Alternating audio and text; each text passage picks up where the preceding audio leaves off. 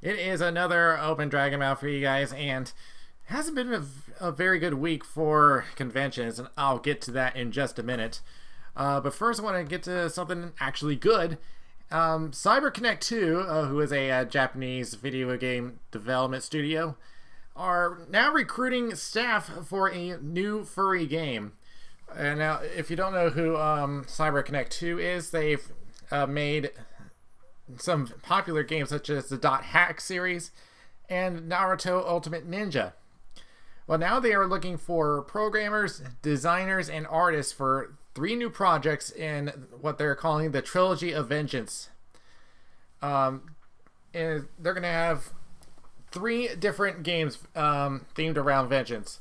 First would be Tokyo Ogregate, or if it's English, it's going to be Tokyo Ogregate, which will be a high-speed action game about schoolgirls in a historical fantasy setting.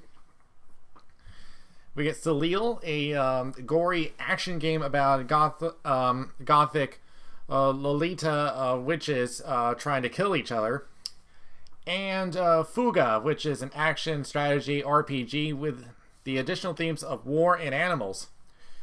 Now, Fuga is going to be joining games such as Salat to Robo, that is such a hard name to say, and Tail Concerto, as well as an installment of the Little Tail Bronx series. Focusing on what happens when children enter the battlefield. Now, the plot features 11 orphans, which they control a tank that has a soul-fueled cannon, fighting a fascist empire, which attacked their village and took their parents prisoner.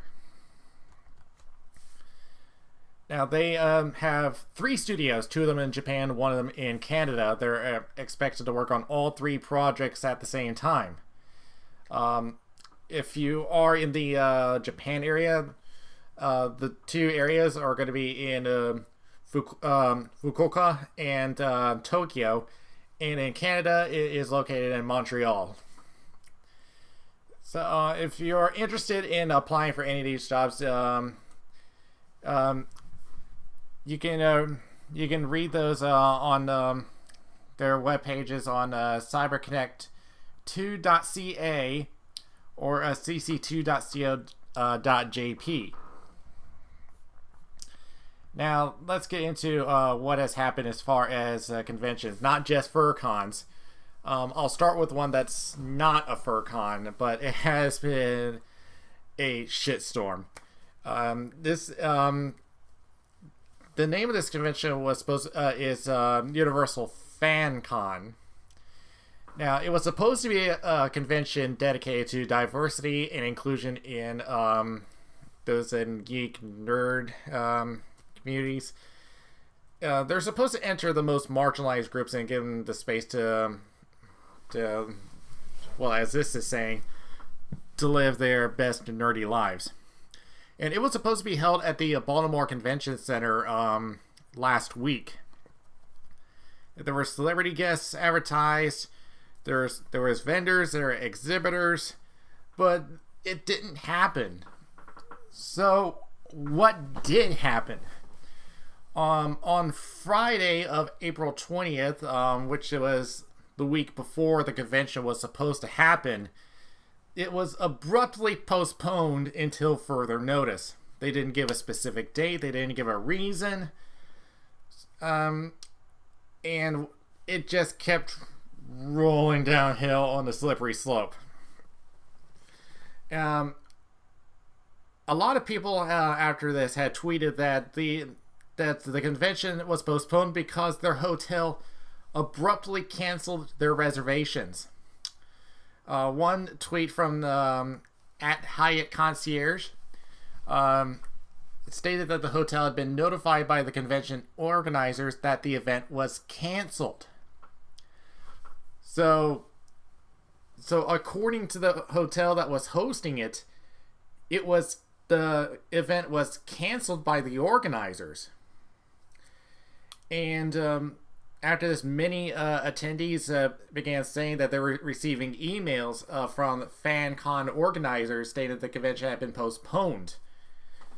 And others began to tweet that they have found out about the postponement through other people's tweets. So apparently not everyone got the email.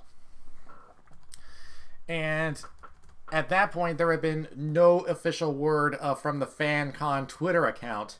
And there wouldn't be one until that afternoon at 1:15.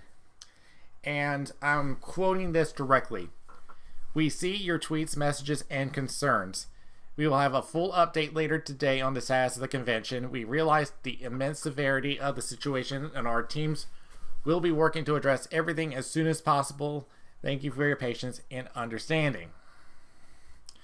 Now, about an hour later, they directly addressed the postponement and released a public statement saying, "It is with a heavy heart that we must announce that Fancon has been postponed until further notice." So again, they're saying that it was postponed. They sent out several more tweets in that hour. And they reiterated that the convention would not occur on April 27th to 29th. And they would have further details later in the day. So, and really there hasn't been any explanation. So, what happened from there is attendees, vendors, exhibitors, panelists, everybody had already shelled out thousands of dollars for this convention that was supposed to happen. And people had taken time off work just to come there. Just like, well, a lot of us do when we go to fur-cons. And apparently this is not the only this is not the end of the story. The organizers of Universal Fancon had created a Kickstarter in late 2016 where they had raised $25,000 for the convention. And they actually did raise that amount. They actually doubled it to $56,498 with $1,181 backing the Kickstarter. So they should have had plenty of money. And everyone wanted to know the status of the refunds that were planning to attend this convention. Well, later in the day, which was tweeted soon after 2 p.m. that afternoon, which turned into about 9-11 hours later. So what they noticed is that the website for Universal Fancon says that, as indicated on the ticketing site, all sales are final. However, we will honor your tickets for the next Fancon event. So they were not going to give refunds. But we don't even know if they're even going to have one the next year. So next thing I'm seeing here is that people are thinking about a class action lawsuit against them. So now the question in everybody's minds is where did the money go? And it was, like I said, over $50,000. That's quite a bit of money. Now, how much would it cost to actually rent out the Baltimore convention space? Yeah, let me go ahead and look that up because I am very, very curious.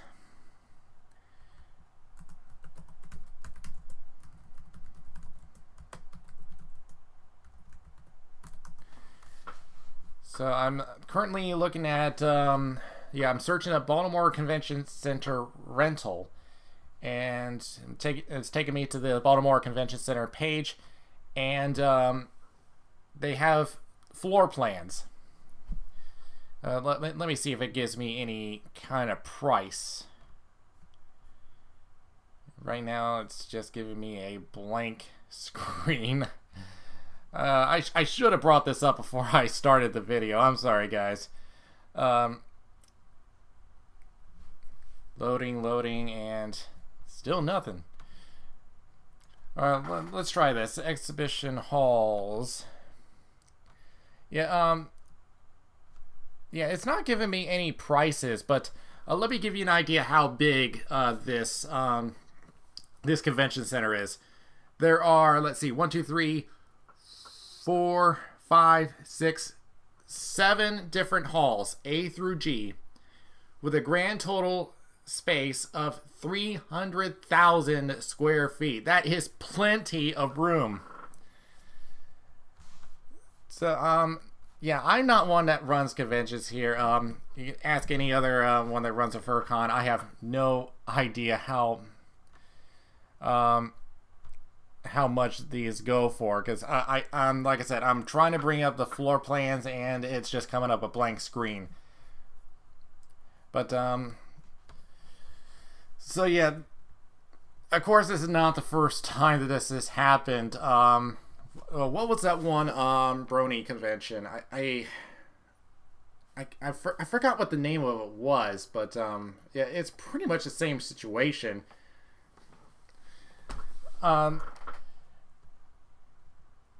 So yeah, that convention has been pretty much kaput. Everybody can't get their money back. But we're going to be moving on to another convention that this time it is a FurCon that actually did cancel, and that is Califur. They have announced that they will not be holding Califur this year. And I'm going to take this directly from their website. Our staff has left no stone unturned to research and find a home for Califur this year, and although talks were close, they were not able to work out. We nearly secured a new home, but unfortunately, we learned the location had already booked out space that we needed. So they did try to look for new space this year, but it's not going to work out as far as the dates. So there's not much they can do on that front.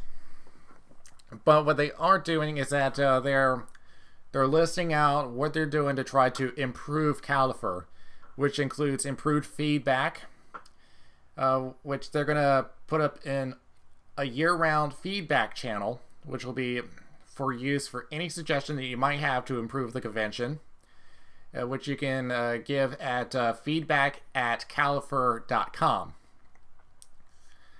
And like I said, they're looking for new space. They could their former place was unable to accommodate them because of the issues, partially because of the issues that happened last year. But not only are they looking for a new host, but they're also looking for a new home, a place where they can grow the convention. They're going to be bringing in some new staff. Last year, they've had quite a challenge. As last year's convention came to an end, it was also time for them to find some new people to try to move on. So, yeah, I just had a latte earlier. But so they have multiple openings for new furries to step in and become staff for Califur. And if you're interested in working for Califur, you can go to your email and send one to apply@califur.com. They're going to improve panels and events. Well, let's see what they mean by that. We know that some of the panels/events you enjoy attending and some are not your favorites. Not only do we need feedback from you about what panels and events you want to see here, but we will also be doing online surveys and feedback to see what kind of response each panel or event gets. The more votes, the more likely the panel is to happen. Now, I can see where they're going here. They want to try to bring in panels that people like, and I get that. But what about panels like some of the niche panels? And I'm not going to get into the baby first stuff. I don't really care about what happened with that. But that, like I said, if you were in one of the more niche interests in the furry fandom, how would that impact? How would that be impacted? Because you want to try to spread out some more ideas, some stuff that people might want to get interested in. So that would be one concern from me. So we'll see where this goes. And finally, they'll have a new registration system. They've been using their current system for ever since they started. They've had numerous complaints with the registration and the way the badges have been processed. So they're asking for feedback on any systems that you have used before and have had experience with. So if you had experience with any kind of other registration system, send them an email through the feedback channel, and hopefully we'll make it more smooth for you. Especially if you've worked registration at another con before, go ahead and shoot them up. And they have noted that all current registrants will carry over to next year, and they guarantee that. So if you had applied for Califur this year, you will get your badge next year. But if you still would like a refund, you can send an email to refunds@califur.com. And this email has to contain your UID, which is located in your confirmation email, your PayPal email address, and your PayPal transaction ID. Now because that of the impending move, they're unable to guarantee the pricing will be as affordable as the years past. So prices might go up because of this move, but we'll keep an eye on that. Yeah, but they are trying to look to improve the convention. So what do we got next? We have something a little more cheerful and different. 1 week from now, biggest little FurCon, BLFC in Reno, Nevada, and yes, I will be there. And I will be debuting a very new fursuit. So I have placed previews on my Twitter feed, so keep an eye out for that fursuit. So she will be around. So I think she will be turning heads. So yeah, watch out for her, and don't worry, I will be bringing Spike too, so you will see both of them. But I'm going to give some information about this year's biggest little FurCon. Now, I was hoping that there would be a schedule of events right now, because they said that they would post it by Monday. I have not seen a full schedule yet, so unfortunately I cannot give any information on that at this time. Hopefully, as the weekend passes by, we will get information on what panels will be scheduled. I currently only have the major events, but I can confirm that Fuzzy Logic will be there, the escape room guys, and they are looking for applications for those to lock in a spot to participate in these escape rooms. So yeah, it's gone on over. I believe they have it on their Twitter. Yeah, it's called Fuzzy Logic. Just apply to that and just grab yourself a spot if you would like to. If you'd like to give it a try. The main events. Well, one thing that we do need to point out: Dance Battle Royale. So this is a dance battle competition that consists of individuals dance off against each other in successive knockout rounds. And they will be rated by a panel of judges, and there are 2 divisions, one for fursuits, one for non-fursuits. So you'll have an opportunity if you don't have a fursuit yourself. Now I am the dance stuff, the dance competition stuff. That's really not my thing. So I don't know if it's similar to Floor Wars. I really don't know. I'm not even sure if they're taking applications now. The page is up there, so we'll see what this this has. Yeah, the application's still up there, so I guess that you can still apply for it if you want to participate. And we do have the dance competition itself. So it's just a typical dance competition, no knockout phase.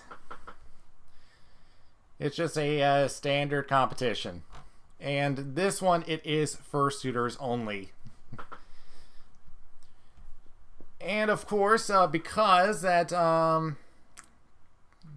the hotel and the layout of it, we don't have the fursuit parade, but instead a fursuit festival, which we have all the fursuits gathered in one big room, and everyone takes photos of whoever you want, and there will be arranged photo shoots for different kinds of fursuits. So they will have a schedule for that during the convention. And we also have the fursuit charity dance auction, in which, as I said, is for charity, which you get to bid on different fursuiters, which you can get to dance with that night. The auction will be on the second stage on Friday at 4 to 5:30, and the dance will be at 10 p.m. and you will get to dance with that fursuiter for 1 hour. And there is a list of fursuiters that will be up for auction. We have Alexi Husky, Amenephis, Arco, Brenda Banks, Coney, Dodge, and Ray, and will be both of them at once, so you can get two for the price of one. Duke Doberman, Ilana, Error, Falsey Hedgehog, Hikiro Hofdinger, I hope I said that right, Jin Kako Borochi, Karos Fox, Kiba, Kiani, Leon or Lean, however you want to say it, Lemon Carnation, Myron the Fluffy, Nasuro, Princess Clovix, Scath, Spalding Indigo, Sparkle and Spectrum, another 2 for 1, Striker Husky, Solka, Swiss and Lupita, another pair, Thomas Doby, Xeon, and Sachari. So those are the fursuits that are going to be up for auction. You can there is a picture of each of them on the BLFC webpage, so go ahead and check that out, and so it'll give you a head start into considering who you want to go for, how much you may want to bid. And I forgot what the record was for highest bid, because I know someone pays hundreds of dollars for. Yeah, I forgot what the record was, because someone really paid a lot. Let's see. The theme this year, I know we have, it's called A Musical Tale. So, and by the way, Fox L'Amour and Pepper Coyote will be performing there. And and just like every year, there's a story on it. If you want to read the whole story, again, it's on the BLFC website. So take a look at that if you're interested in the story. As always, BLFC will be held at the Grand Sierra Resort and Casino. This is my one time to gamble away my earnings. So yeah, this will be my 4th BLFC. And yeah, I do give it the casino a try. The first time, I did very well in the casino. Second time, I about broke even. And third time, not so well. So, will I turn it around this year? I I should point this out. If you are going to go to the casino, there are several things that you need to know. First off, if you are going to gamble, know your limits, okay? Every time I go to the casino, I always set a limit for myself. I don't want to, despite my bad joke earlier, I do not want to go home broke, okay? With no money. So set a limit for yourself every time you visit the casino. Just don't gamble away everything, okay?